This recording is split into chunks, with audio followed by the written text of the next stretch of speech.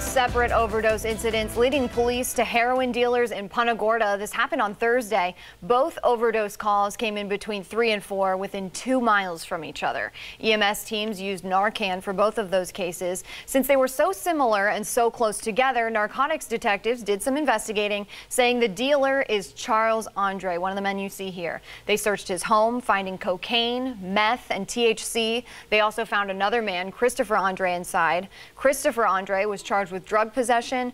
Charles Andre is charged with trafficking and drug possession. And that drug arrest has people living nearby concerned about who's renting in their neighborhood. Turns out the real estate agency that put the renters in this home where this drug bust happened doesn't do background checks before letting people move in there. And some people living on the street, they want to know why. 4 in Your Corner's Jasmine Miner trying to get them some answers. Jasmine? Amy, a drug arrest that happened just 4 days ago has left neighbors fearful for their safety. And they say tenants aren't being properly checked on this street before they get their keys to move right in.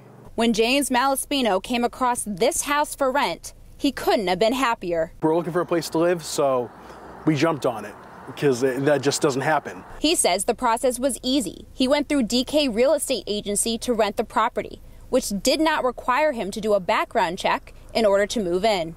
At the time, we just thought it was a blessing. But after one of the agency's properties right across the street had a major drug arrest, he became concerned for his safety. Loaded guns, methamphetamines, cocaine, marijuana, drug paraphernalia. My kids sleep about 50 yards from where that happened.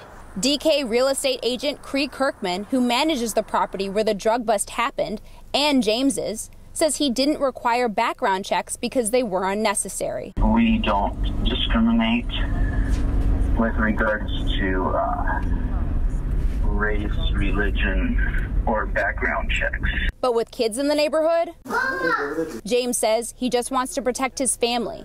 And after the drug arrest, they decided it was the last straw. It's just been a long history of problems with the neighbors. And every time we contact Cree, it's, I'll deal with it. They're leaving soon. I'm going to evict them soon. But nothing ever comes of it. So they're packing up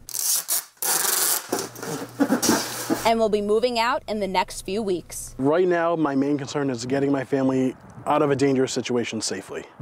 If that includes moving, that's what we're going to do. Now, I looked into Florida's tenant-landlord law, and there is no requirement for a landlord to conduct a background check. Cree does tell me that he did check employment history as well as previous addresses for all of his tenants, but did not do a background check for any of his properties right on this street. Jasmine Miner, Fox 4 in your corner.